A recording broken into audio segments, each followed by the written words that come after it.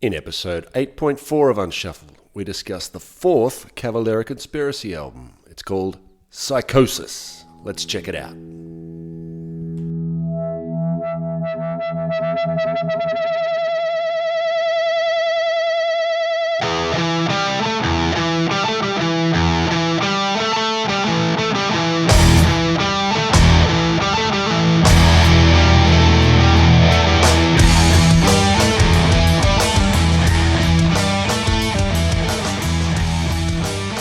Welcome, listeners. Welcome back to long-time listeners, and welcome to first-time listeners. This is Unshuffled. And as we always say, it's been a while, but that's part of the deal. We've got busy lives. Unshuffled, you know what we're about. Hopefully you know what we're about. It's me and my co-host, Mr. Scotty D. How are you, Scott? Well, good. Good morning to you. Konnichiwa, everybody. Finally, I feel like I'm a morning radio show. Good morning, everybody. Well, it is early there, right? I assume you know what we're on about here, listeners. We're trying to bring back the album. We're doing it band by band, track by track. We pick a band, then we go through album by album, and just have a little chat about it, work our way through the songs. And hopefully you know what we're on about by now, but if not, you'll soon work it out. And the album, well, the band we're looking at is Cavalera Conspiracy, the famous Cavalera brothers, reunited, back together, and we're now on to their, fourth album, I think it is. It's called Psychosis, and as always, Scotty D is our man with the details of this album. So fill us in, Scotty, what do you got? Here we go. The album, correct. You were correct. It is the fourth album. It's Psychosis. Release date was November 17th, 2017. Produced by Arthur Rizk. This is not, we've seen him before, right? When we were talking about Power Trip was where Arthur Rizk came into our conversation. He produced for Power Trip. He's also produced for Sacred Reich, Soulfly. So he's worked with the Cavalera, or at least Max before. We're on Napalm Records, and it was recorded at Platinum Underground Studios in Phoenix. I wonder if this isn't, because Max lives in Arizona, and I know the last two albums were in Arizona, so I don't know if he's keeping it close to home. Lineup, we've got Max Cavalera, Igor Cavalera, Marc RIzzo, and then Arthur Rizk playing bass, synthesizer. We have officially shifted bass players every album. There's been no repeat. We were spinal tapping that bass position. Mm-hmm. We've also got a couple of guest appearances, which we'll get to when we get to the appropriate tracks. Some very interesting guest appearances on this album.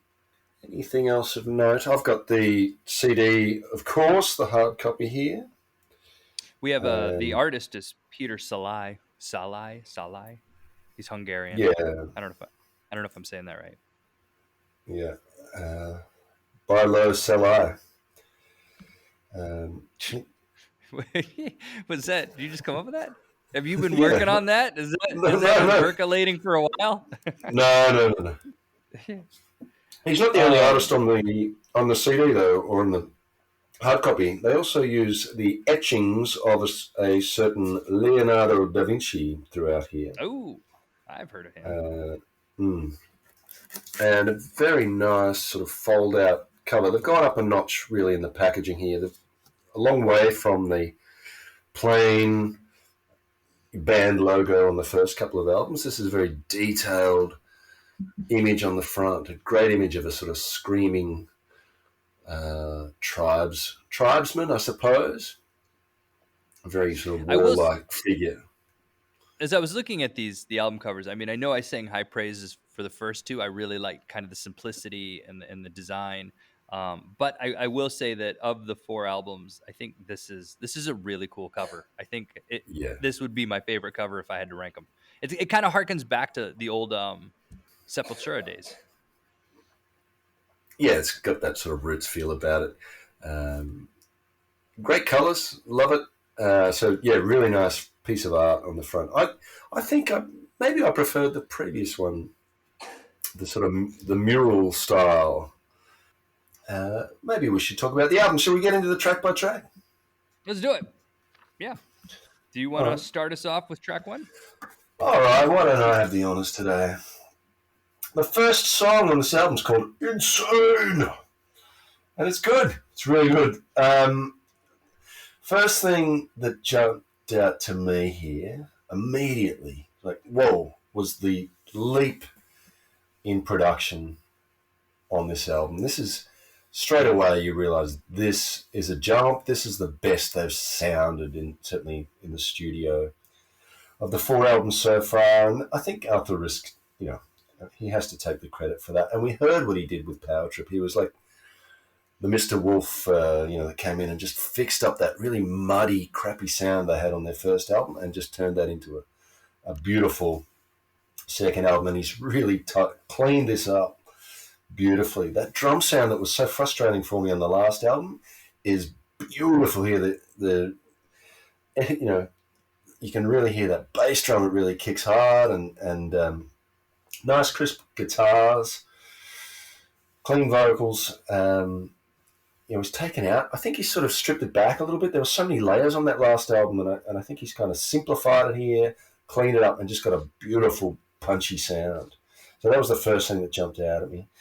Very thrashy, start to the song, that tribal double kick. So we've got the classic elements here. There's perhaps a little bit more mid-tempo than the previous album, which was kind of foot to the floor pretty much the whole way. This has a mid-tempo middle section. And I was waiting for that first RIzzo solo to kick in, and when it did, yeah, his solos are always a highlight for me. Pretty wah-wah heavy here. I thought it was a little more Hammett than usual. I don't know if he's changed his style just a little bit on this album, but really sort of stripped back song, less is more, fairly simple song structure, and some studio effects at the end, and that's a common theme we'll get into throughout this album. Lots of studio effects, lots of technical wizardry from Mr. Rizk, and it's a nice finish to the song with the insane laughing at the end, which matches the content. Your thoughts?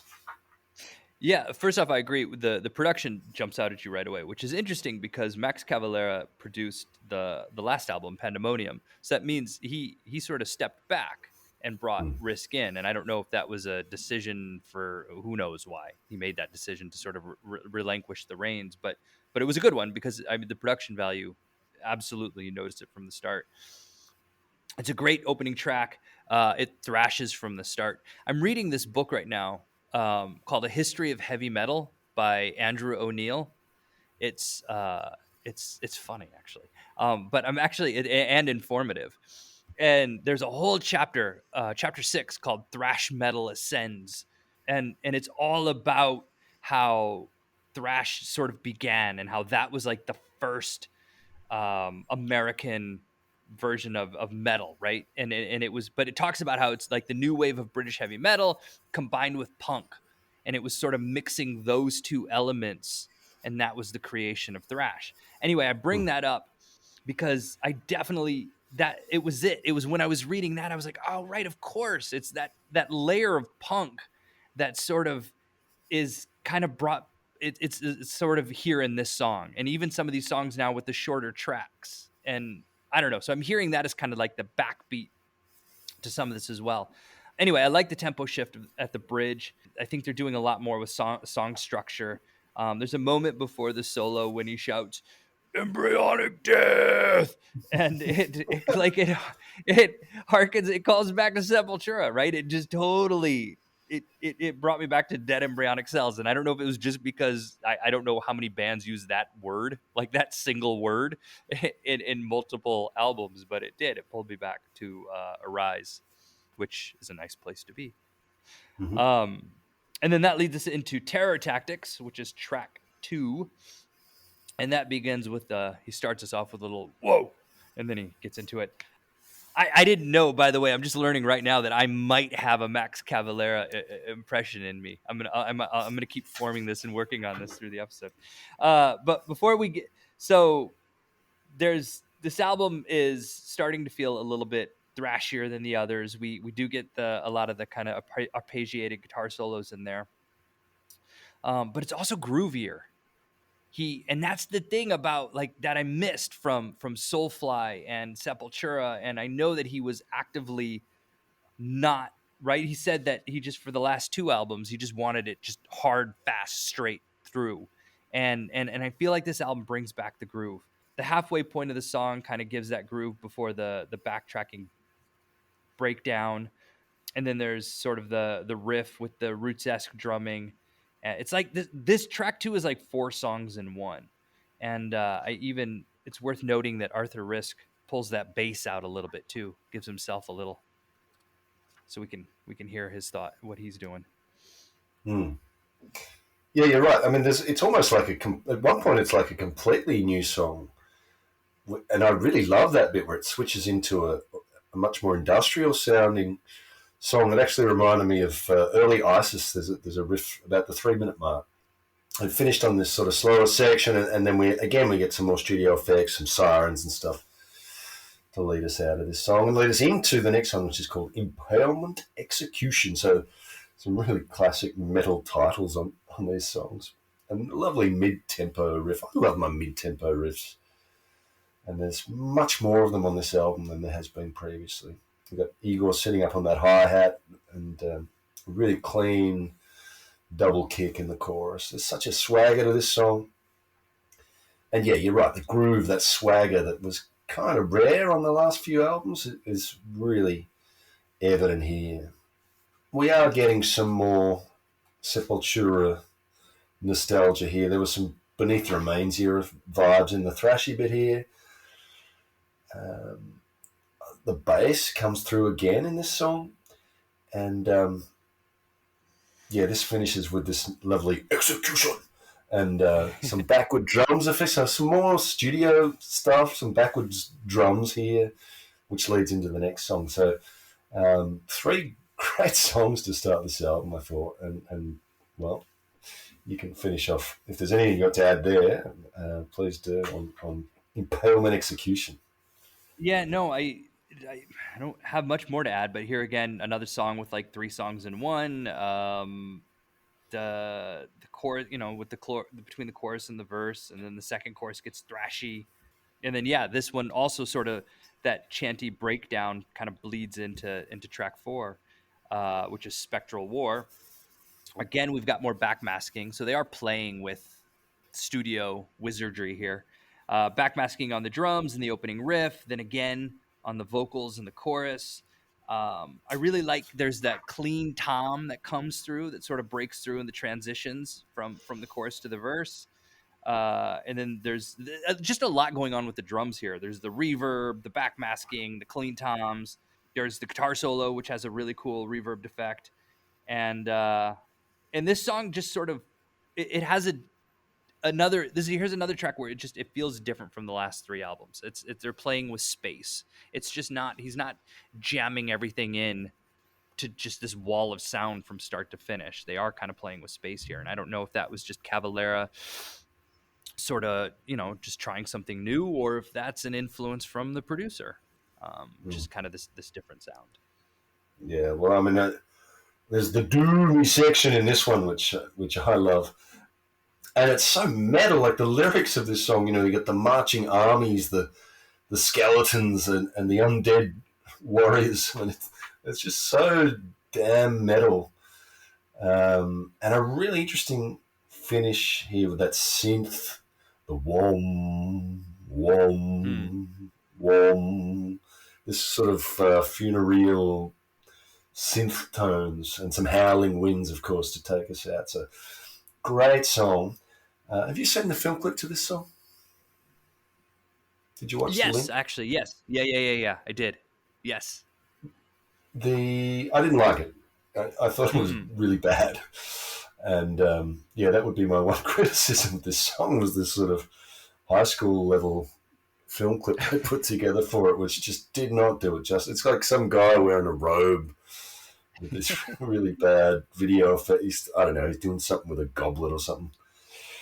It's pretty poor, and you've got to be careful with that stuff. I mean, you can take an amazing song and you put a crappy film clip to it, it sort of ruins the magic a little bit. But if you can ignore, or if my advice would be, don't watch it, listeners. But the song itself is brilliant, I thought.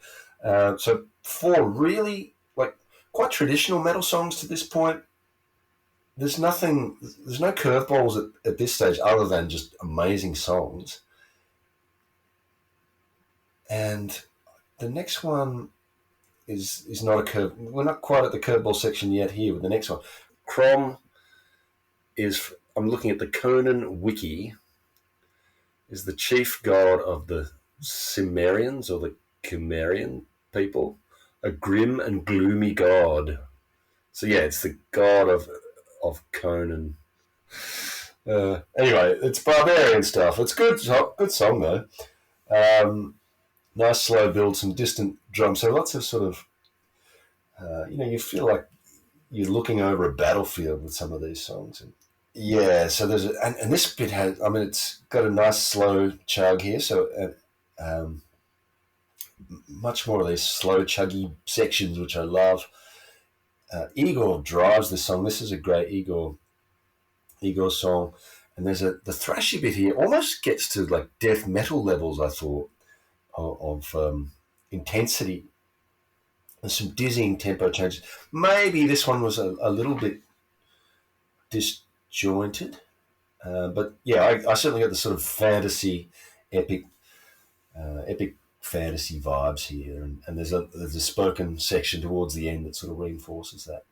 You said that Igor drives this song, and it's funny because I have those words written exactly for 2 tracks that are coming up, but I don't have it written on this one, but I agree with you completely. I don't know why I didn't write it on this one as well.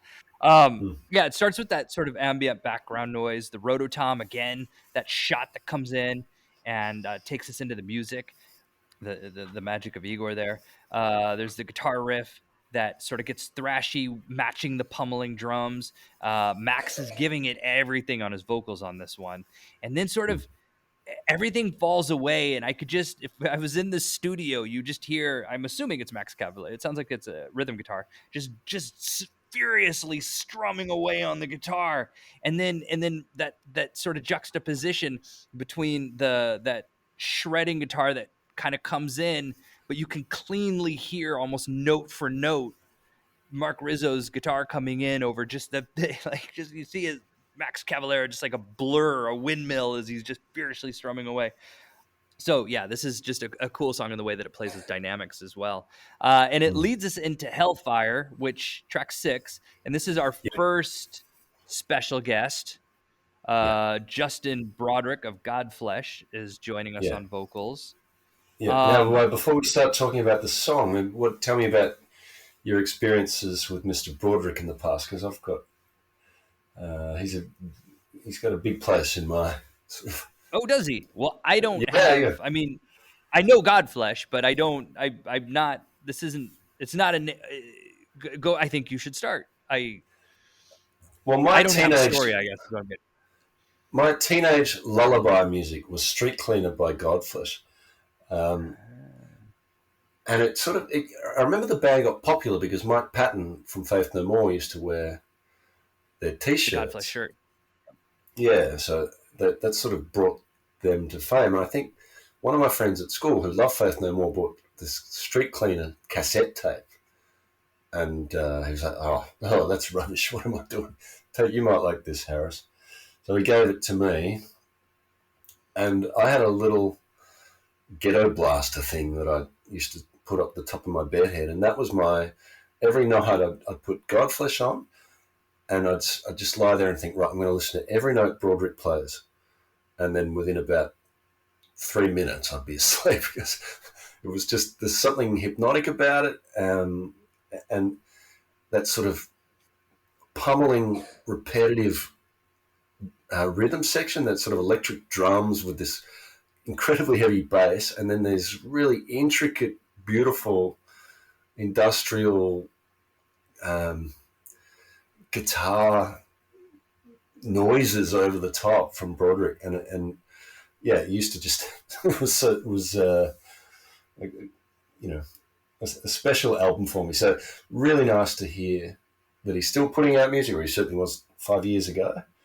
And interesting collaboration, I thought, and a lot of those elements, from those early days, from the Godflesh days, are back here, including that industrial feel, the sort of repetitive rhythmic nature of the drums and the bass, and I don't know if this is an electric drum. I assume this is just Igor playing like a robot. And we've got some Broderick vocals in this as well, but there's a hugely distorted guitar riff in this, and some interesting color in the background, which I assume again is Broderick. So to me, this kind of felt like a Godflesh song, and it's great. And I'm assuming now, I don't know for sure. We always speculate, but I'm assuming this is the first song on side 2, and this album has a vastly different side 2 to side 1. And this was very experimental, very cool, a great collaboration, and all that nostalgia came flooding back to me too. So, what did you think of it as less of a Godflesh fan? It's interesting that you said it sounded like a Godflesh song, because it did, and in the sense that it sort of did a really good job of capturing what I assume Hellfire might sound like. Right. And the one thing that I remember about Godflesh is that they were just like ridiculously heavy. And this captures that. There's like that grinding and buzzing that just keeps happening throughout the song amid the distortion. It continues like while Max's the vocals are like howling, and even his singing sounds like it's got this cavernous reverb. So there's like this hollowness to it while this grinding and buzzing is happening in the background. And then you sort of continue to feel yourself being pummeled. It's very sort of visceral, this song. Like, yes, you could feel it. You could just feel it. And it feels like it's just very kind of providing this oral imagery of sort of going to war, right? Like, kind of orders are being yelled against the dissonance and confusion. I don't know, like that opening bit of Saving Private Ryan. I feel like this song would sort of match kind of that experience perfectly. Yeah, I was just, so when you were talking about your experience with Justin Broderick, I was looking it up, and I didn't realize this, but apparently Mike Patton had asked him to join Faith No More back in '93 after Jim Martin had left. Can you imagine what that album would have sounded like if you had gotten Mike? How have Mike Patton and Justin Broderick never done anything together? Have they? Not that I know of. But yeah, that'd be. Huh. I mean, they're two very avant-garde artists. Yeah. Huh. And then Typo Negative wanted him to join them as well. Anyway, all right. So you stepped on my spot. Do you want to start? No, you take Judas Prior. No, you take it. Here's our next special guest, and this is Christian Cavalera, and he's playing the hurdy-gurdy, as you will. This is track 7, Judas Pariah. The opening guitar riff sounds like just sort of so again, we've got the sounds, right? Just sort of like this swarm of manic bees. And this is one where I had mentioned that the drums are completely driving the song.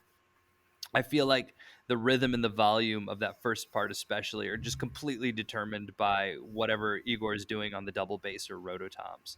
And then there's that kind of cool sludgy breakdown in the middle that, again, we get the back masking of the drums, and then the hurdy-gurdy comes through. Yeah, they have to have a "You Suck" song, at least one on every album. This is their, basically, if you could summarize the lyrics, it's like, "You suck." Someone's really pissed Max off at some point, and he writes a lot about whoever that person is. I hope it's just one person. I don't know. Yeah, cool song. Like, they've just turned everything up to 11 on this song. This is like breakneck, but it still has a cool breakdown.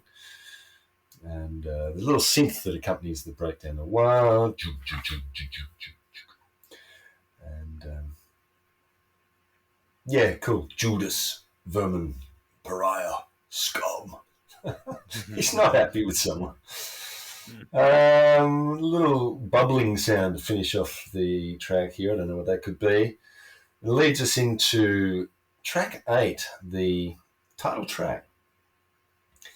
And, we're always on filler watch here, but we're certainly not getting that with this one. This is an instrumental. So here's your tribal sound coming through. Here's your sounds of the jungle, that big horn thing, whatever that is. The slow build up, the tribal drumming. It's a really good instrumental, this one. Quite uplifting, I thought. Like, it had it's quite almost soaring section. Remind me a little bit of, remember that Ghost song, the instrumental with the saxophone? Off, I do. Remember that? Miasma? I do. It reminded me a little bit of that in the sort of spacey, cosmic vibes. And I guess the fact that they're both instrumentals, but it had a little bit of that about it. Very different for this band. And again, part of this experimental side too, which I'm really enjoying. So like this one. This was good. So you attributed the bong hit to the end of Judas Pariah. I thought that it was the beginning of this song, almost like they brought out the bong, they hit it, and said, "I know, let's write a Cure song." There is something about this song, and I mean this as a compliment, by the way. Kind of reminds me of the Cure. There's like that sort of it's almost like. I don't know how to describe it. It would almost be like Sepultura as reinterpreted by the Cure. It has sort of like that atmospheric feeling to it. It's definitely the most melodic of the songs on the album. But yeah, this is a really cool song. Like this is definitely a song that I could see myself just going back to. I really liked it. It was so different, but I did really like it. Which I haven't yet mentioned my favorite tracks. This is one of them. It was basically, for me, I think Spectral War or this one were the two that I really liked. Yeah. All right. Well, anyway, that brings us into track 9, Excruciating. This is the last track on the album. I believe it's the longest track on the album, and it's also our third special guest spot.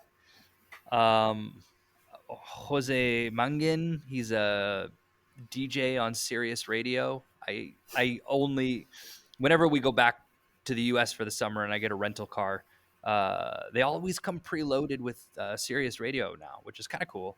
And so I'll often listen to, there's like 3 metal stations on Sirius Radio, and I assume he must be a host on one of them. I don't know that much about him. Could you try again? Sorry, my Siri thought I was talking to him. That was Siri.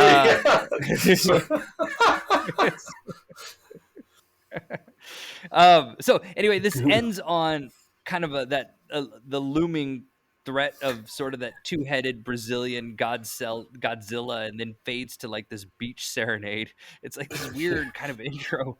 It sounds like the ocean, people chatting, someone strumming a guitar. There's kind of just the way this ends is a huge contrast from the rest of the song. But it's got kind of, that thrashy beginning. That again, the drums completely drive the tempo. It feels as if kind of the guitars stay the same, right? The guitars are kind of sort of doing their thing, and the drums are the ones that are sort of driving whether we're going fast or slow, loud or soft. Kind of this, just there's at least a handful, 3 or 4 songs on this album that just seem like they're completely in the hands of Igor Cavalera, and this is one of them, where they just kind of gave him the keys and told him to drive. Mm-hmm. Yeah, I mean, it's sort of definitely 2 sections here. Like there's this sort of studio effects in the spoken voice section. The song itself, I thought was great. There's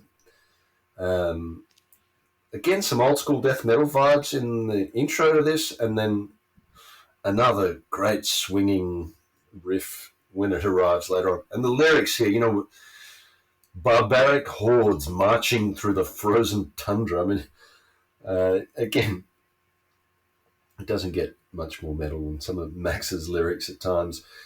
So, like that part of it, the second half of this song I thought got a little bit strange, and I don't think the guest appearance from this Mangan guy added much. I mean, I don't know who he is.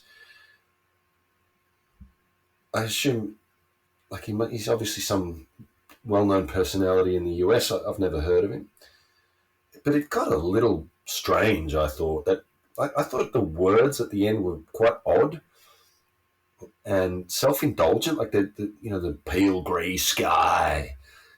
It was like a wrestling show, like someone announcing Sepultura coming on stage at a wrestling show or something, and it was all very, I don't know, for what I up until this point had been a really strong work of art.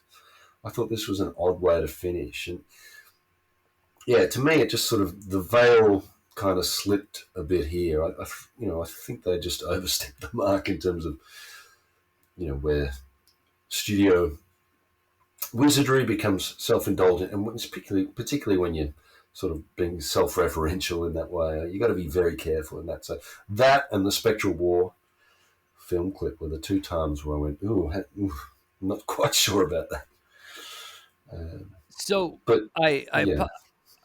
I wanted to apologize to you and the listeners for doing my research right now about Jose Mangan. That's okay. Our listeners are used to it. Hold on. No, this is fascinating. Did you know Headbangers Ball is still on? Well, it doesn't mean much to me. I mean, I didn't grow up in the US, so is that an MTV thing? Yeah, you grew up with MTV, right? We all grew up with MTV, right? No, not really. You grew up with MTV, no? No, not in Australia. No, we didn't really have it. I mean, our metal was through the radio and CDs, and you'd read a magazine, you'd buy a CD. We didn't really have that. Okay, so I grew up in Iowa, where the closest thing I had to metal was Mandatory Metallica that was on Mondays, right? It was just by alliteration. I heard a lot of Metallica on Mondays, but Headbangers Ball is the reason why we're talking, right? My whole foray into metal all goes back to Headbangers Ball. And I would watch it religiously back in the day. I remember before Ricky Rackman even took over. Anyway, and you would stay up later because the second half of Headbangers Ball was like where the real metal came in. And anyway, I bring all this up because Jose Mangan has been the host of Headbangers Ball since 2011. Right. Like I had no idea it was still on. It's now a web only show. It's not on any sort of terrestrial, but it's that's fascinating to me. I guess I'm the only one fascinated by that. I thought this was going to be another moment of you where you're like, wait, what? But apparently not. No, for us, we used to have to, we didn't get anything so neatly packaged like that. So we had to hunt. Every now and then there was a video show called Rage, which catered for all genres, but about 4 a.m. was the sweet spot for it. You might get 5 or 6 metal songs if you wanted to see some film clips. Right. But usually that involved putting the video in, getting your special extra long 4-hour VCR tape and making sure you stayed up late enough so that you sort of cover that, right, the sweet spot, and then fast forward all the way to that bit at the end. Oh, well, let's we'll go through the track by track pretty nicely there. A couple of little tangents, but that's all right. Just wondering, so your favourite track? Did you decide between the title track? Well, I'm not. Yeah. I mean, I'm torn between Psychosis and Spectral War, so I'll leave it. I'll let those two duke it out. All right, you can flip a coin. For me, it's one of those first 4 just metal classics, one after the other, kick the album off. I love the Broderick collaboration as well, but for me, it's probably like Impalement Execution. Like, just because after Terror Tactics, you're thinking there's going to be a weak song soon, and then you get that one, and it's not.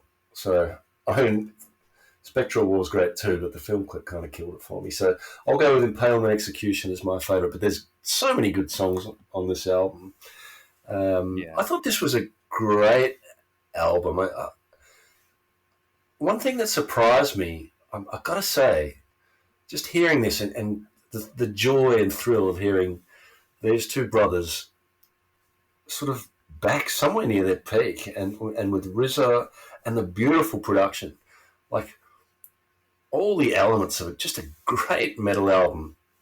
And then you look through the lists, the top metal albums of 2017 from all the big publications, and this is hardly anywhere to be seen, and it seemed to get missed, and I'm not sure why.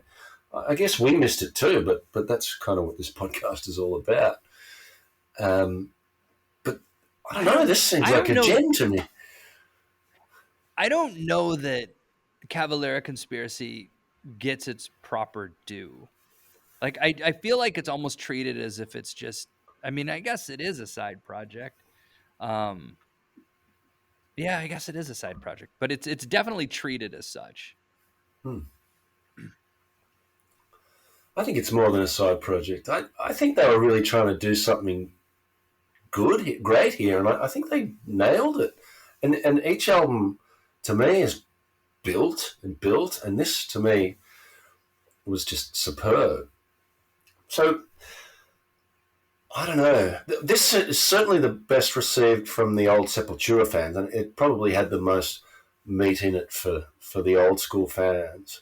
My worry is that that's what led them to say, you know what, let's just go into a rise and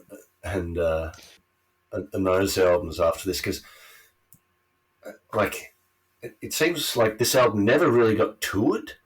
Trying to find live footage of this, there's just very little, and right. It's almost like they gave up on it at this point and said, let's just do the old Sepultura stuff instead. And then, of course, we've had COVID, which kind of killed all bands touring, and now Rizzo's left the band, so it seems like we're not going to hear anything more from Cavalera Conspiracy. That would be my prediction, which is a real shame, because I just thought they knocked it out of the park with this album. Well, and that's what you mentioned, Rizzo leaving the band. I did hear that Soulfly is touring again. You mentioned that they were going to be in Australia, and who's playing guitar? I'm assuming Rizzo, if Rizzo left Cavalera Conspiracy, he left Soulfly as well. I assume. Maybe not, though. No, didn't we nut that out last time? Yeah, he's left. He did. Yeah. Both. Yeah, okay. Well, so having this discussion now, I guess, of the placement in the band and sort of bigger, better things, where are we at on the Brownlow? Oh, yeah, that's an important one. I think that there is, for me, sometimes I get torn between, all right, I know I got these three guys, now what order am I going to put them in? Right, I think he nudges him out. There's a clear winner for me on this one. Igor, but right? As I was saying, there's a clear winner for this one. I was thinking Igor, but then all of a sudden I was thinking, wait a minute, I don't even have Rizk in my, but like, I'm not giving it to the bass player, but Rizk is the bass player and producer. Could I give it to him as producer? Nah, you know what? No. All right, here we go. My number 3 is, I'm not going to complicate this. My number 3 is Rizzo. He does do the cool kind of, there's a lot of the cool arpeggiated solos here. So one vote. And one vote. He gets my one vote. Sorry. And the layers. I can't not give Max my 2 votes just because this is his. I don't know. He sort of put this whole thing together, and then Igor gets my 3. I feel like.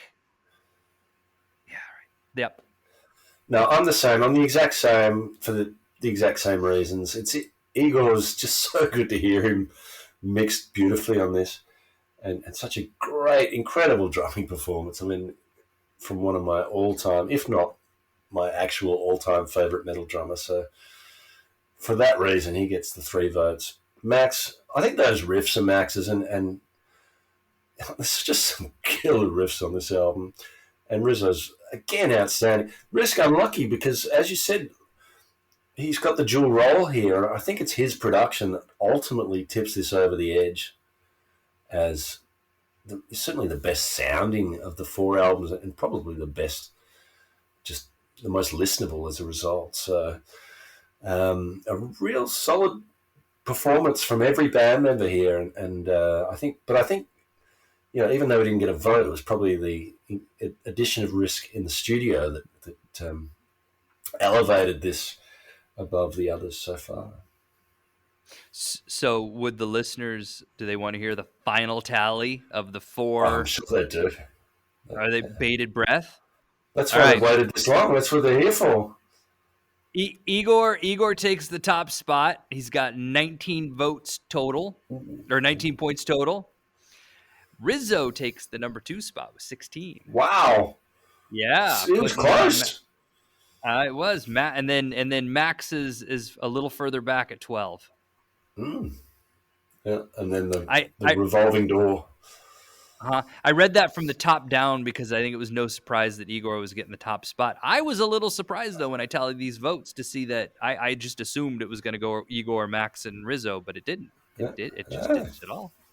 Look at that. What a shame they've had that for you. What a shame that I hate to see great teams like that fall apart. Anyway, that's music, that's art, that's metal, right? And anyway. Right.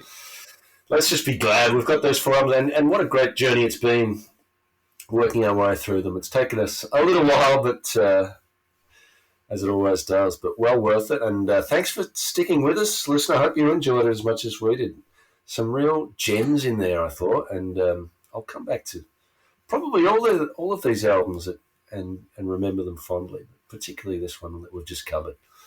What a gem! What's next? What are we going to do now?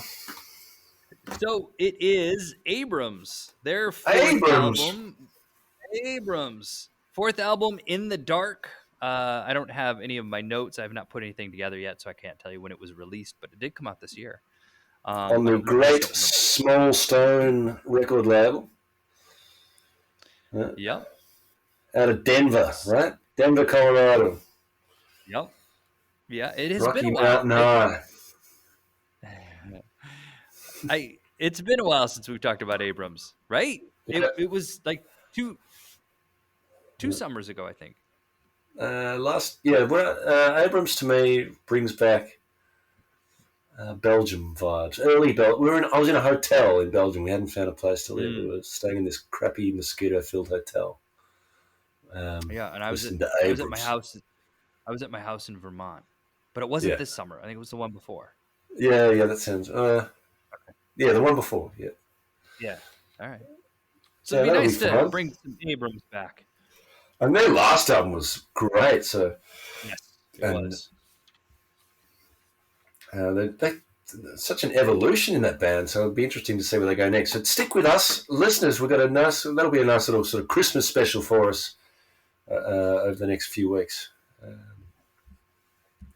We've got couple other things I want to talk to you about. We might as well do it now while the mics are up and the headphones are on. Tell me about Gojira. You went and saw Gojira. Oh, yes. So, okay. So I have to set the scene for this because the thing that I'm learning here in Japan is that A, it's really hard to get tickets to anything, and it's also really hard to find out what's happening. And so there's this one website. I thought I had it sorted out. There was this one website I've been checking religiously, and I thought that was where the go-to. This buddy of mine, he all of a sudden comes up to me, and he's like, hey, did you hear Gojira's coming? And I'm like, oh, no, I hadn't. That's amazing. When? And he said, Thursday. This was on Monday.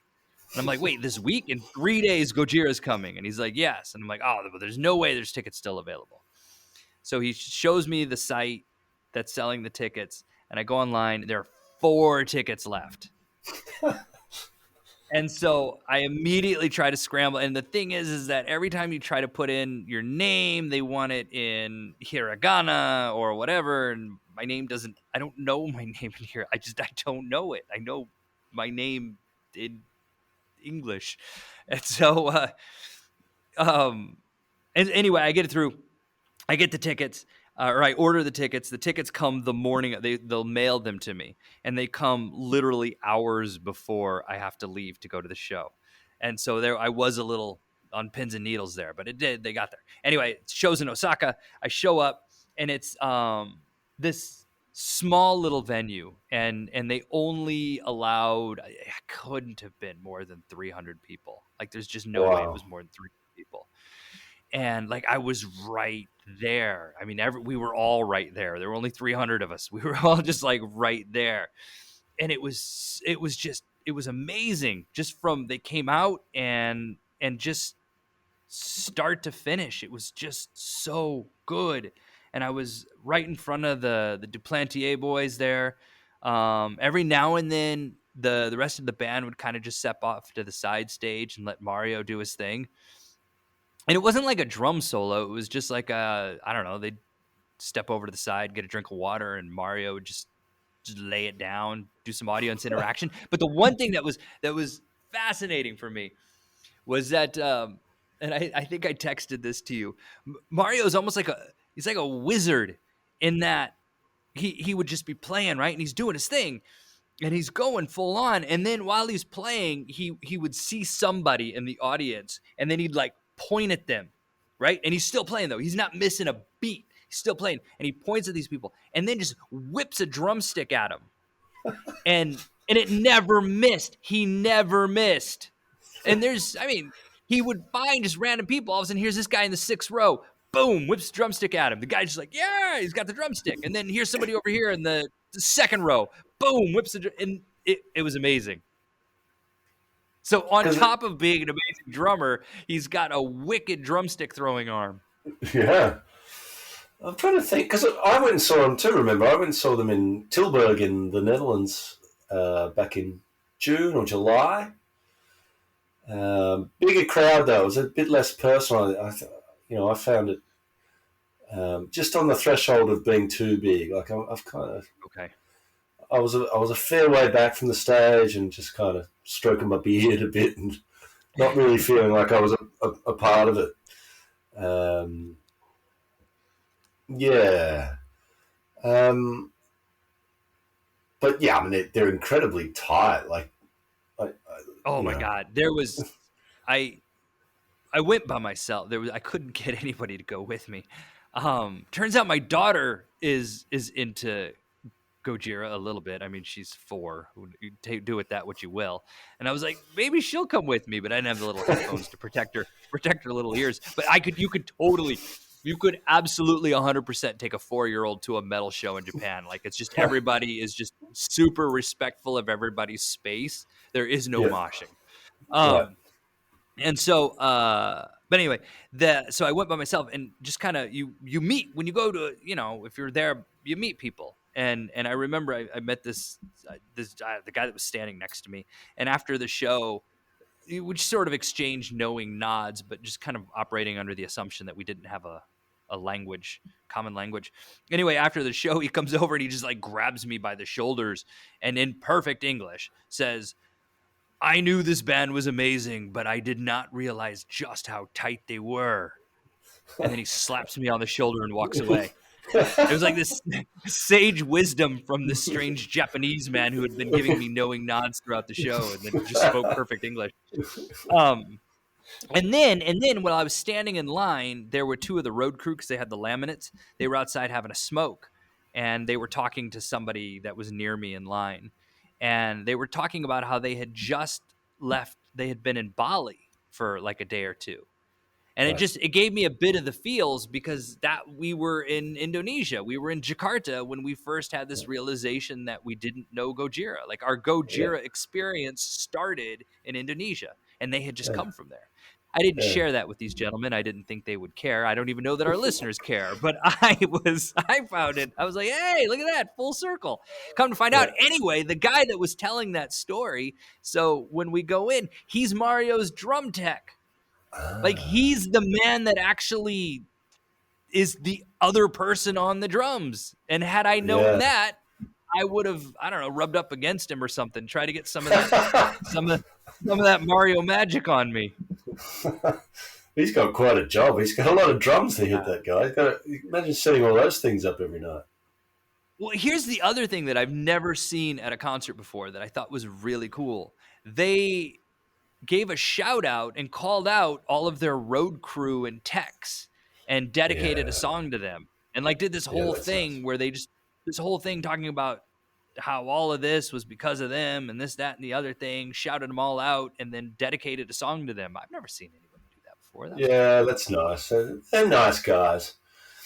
One of the criticisms I had of Gojira, and this will lead us into perhaps a quick chat about another band, was when you look at setlist.com, I realized, because I like to create, when I'm going, when I know a gig's coming up, I like to create a sort of anticipated set list of what they're going to play. And Gojira don't really change their set list much from show to show. And it did feel a little, because they had this thing up behind, I don't know if they had them at your gig, but had this sort of visual display up behind them with the lyrics that would come up at the exact right time. And they didn't have that at yours? No. It just felt a little sort of staged, literally, for me, for my liking. Almost, that feeling when you go and see a stand-up comedian and you're laughing along, but then you think, hang on, they just did this exact same thing yesterday and the day before and the day before. These are not new jokes I'm hearing. So it felt there was a little bit of that with me. Was sort of maybe you got a more intimate gig than it. Just to me, it felt like a stage show. I think it was a little bit different for what I saw, purely because come to find out, it was their first headlining show ever in Japan, so they were pretty excited about that. But I think it's also the first time they played since September. Like, I think this was the first show of this next round of touring. And so It had been, 2.5 months since they had played. So I think they were kind of working through some things. I don't think we quite got the polished version, right? They're building back up to that again.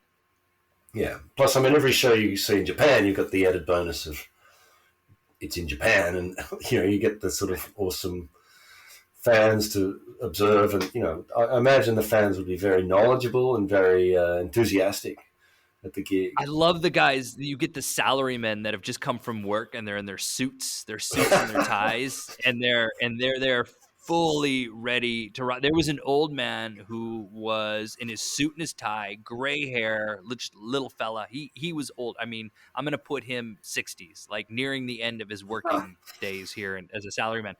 He was having at it. He was just like with the front foot and the back foot spread, a little bit more than shoulder width apart, and he was just like just getting in there. He was supporting his back while he was thrashing. I mean, this was definitely taking him somewhere. And then he would have slept on the train home and got up the next morning and headed off to work again. Go back to work. All right. The other band I was going to quickly mention was Metallica. We both heard that new song that came out during the week, which I thought was a lot of fun. I've listened to it a few times now. Lux Eterna. It was great. It's just from nowhere. It's a good song. Yeah, it's really good. I was watching, I don't know how I got onto this, but the band The Darkness? Justin Hawkins, the singer from the band The Darkness, he has this thing, and I don't know where I stand on it. I watch it a lot, so I guess I do know where I stand on it. But even it doesn't matter. Anyway, the thing is he has where he'll break down a song. And the man's got an ear. Like his ability to listen to a song and pinpoint exactly what's happening is pretty fascinating. But anyway, he broke down the song. Justin Hawkins. I think I might have seen. I think I did. He did a Ghost one that I saw when we were doing. Is that him? I never. It never clicked that that's who it was. But I think thinking back now, I think he did one for "Call Me Little Sunshine," and I remember thinking, yeah, that's good. I might steal some of that for the podcast. And possible. I haven't seen that one. But anyway, he broke down the song, and the one thing he kept commenting on that I don't think I noticed on my own, but now that he's commented on it, it's like, oh yeah, basically James Hetfield's vocals. Like he was really focused on sort of how James Hetfield's vocals, how they've sort of changed, but how good they are now. Like how he does these little, like where he used to in between, right? He'd do that. But now there's more like Apparently, I got a James Hetfield impersonation of me too. Of course you There's do. like he does more of these vocal styling runs, sort of suggesting that he's been training his vocals. Like I don't know. The argument seemed to be that the James' vocals are maybe better than they've ever been. Like he's Yeah. actually, I don't know, where he started. He started as a singer by just because nobody else wanted to do it, as I understand. But now he's a proper singer. Yeah, no, he went through that whole phase where he listened to good singers and really worked on it. And I mean, he's an incredible rhythm guitarist, but yeah, his vocals, that load and reload era was really good for his vocals, I think. Yeah, yeah, And yeah. but Agreed. this was that drum beat is just Motorhead, right? Like the digga chicka digga chicka digga chicka Yep. that classic overkill drum beats was so good. And it's like 3.5 minutes is over. I really like the song. And they're touring now, but they're going to play a different. I They're doing it. know. Like, I love the fact that they're just really putting some thought into those set lists. I don't know. To me, that would, as an audience member, you leave feeling like you've seen something unique and something special when you know that they've just put on a show for you. But I guess, I don't know, each to their own. It'd be hard enough just getting out there every night and playing in front of, 5 or 10,000 people without having to play a different set of songs every night. I suppose once you've been around as long enough as Metallica and played all those songs as much as they had, maybe it's a bit easier to do. And and their songs generally are a bit easier to play than those Gojira 10-minute proggy thrashy Are you epics. are you going to be able to see them? I'm trying to see where they're going. They're going to. I mean, they're not. They're going to France, Netherlands, Germany, England. No, the closest they Nowhere get really. to Lisbon is Madrid, which it's still a flight. And look, to be honest, I don't know. I'd prefer to go and see a local band down at a local Right. club than as great as it would be than to see a band in a stadium, even though it's Metallica. So I assume they'll be coming Japan, Australia. Like Japan always seems to get lumped into the Australian tours.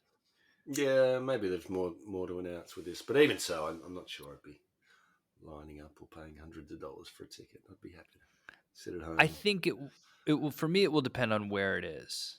I mean, it's Yeah, going to be at some massive venue. There's no way Metallica is going to play it in a 300 seat. But if they did, yeah. Well, that's the dream, right? yeah, right. Um, huh. It'll be interesting. Yeah. I'll Yeah, but I'd still much prefer to see an Atomic Bitchwax. Oh God, That's what? still the moment of the band I want to see. I think you're right. I think that's still my dream band. Yeah, Atomic with Bitchwax and about 20, Clutch. you and me and about 20 people. Clutch, I've seen Clutch a few times. I've still they played Burlington, Vermont like a week before we got there this last year. Like I missed them by a week, and I was so crushed. Yeah. Wow, No, I last may time I be saw him, exaggerating a little bit. last time I saw him, I finished up with tinnitus Mm. and a pretty nasty hangover that You know, led me to I was change my ways. at change the my ways. Gojira show. I was wondering, I have the age now that I need to start. I need to bring. I don't ever wear earplugs to a show. Mm, I never have, mm. but I'm starting Yeah, to how were think, they shoot, after I the might. show?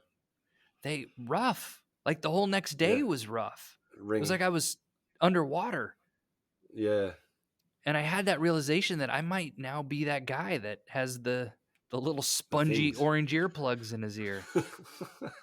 It kind of seems to defeat the purpose of. Feel like it. Maybe I'll just buy some and I'll try. I can always take them out, right?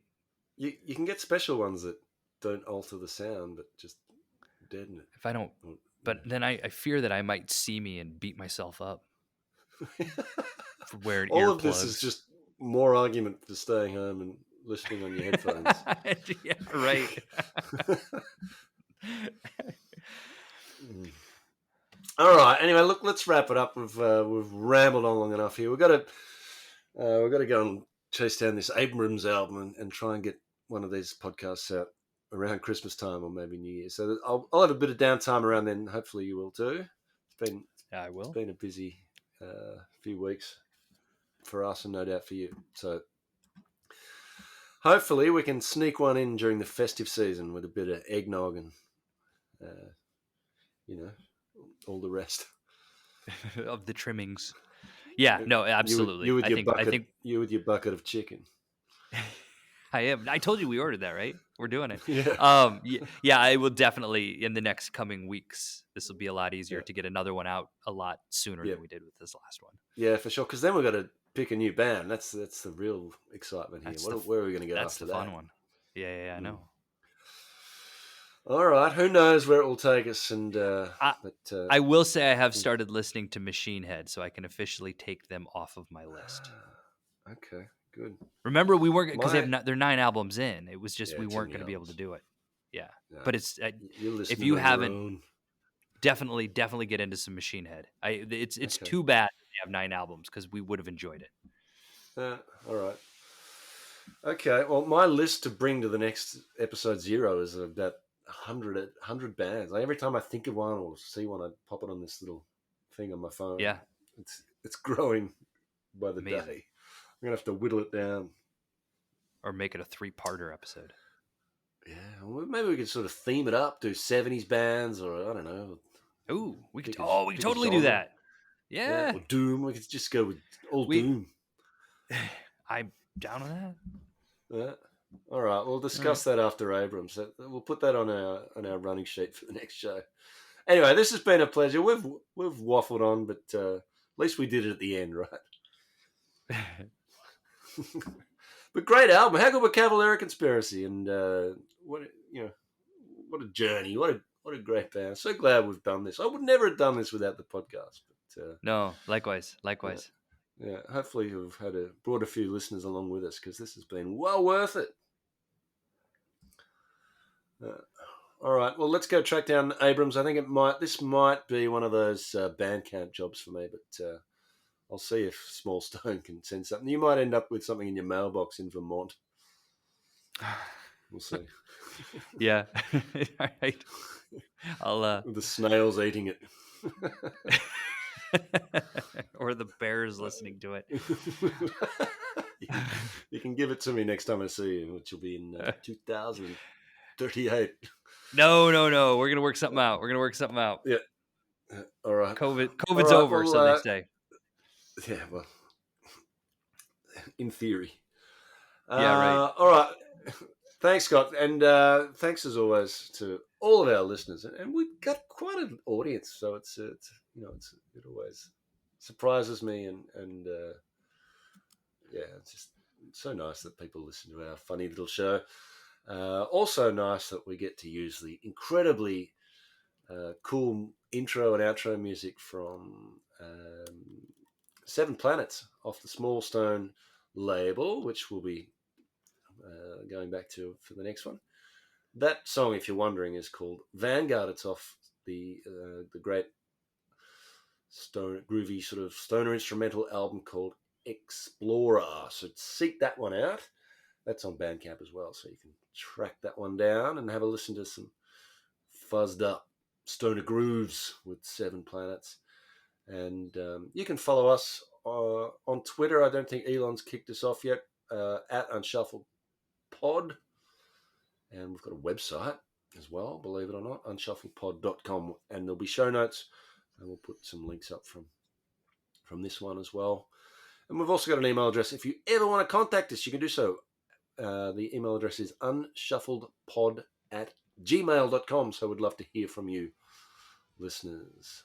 And on that note, I'm off to track down some Abrams and give it a listen. Been a pleasure, Scotty. Yeah, Matt, thank you very much. This has been great, and thank you to your listeners. And we'll chat soon.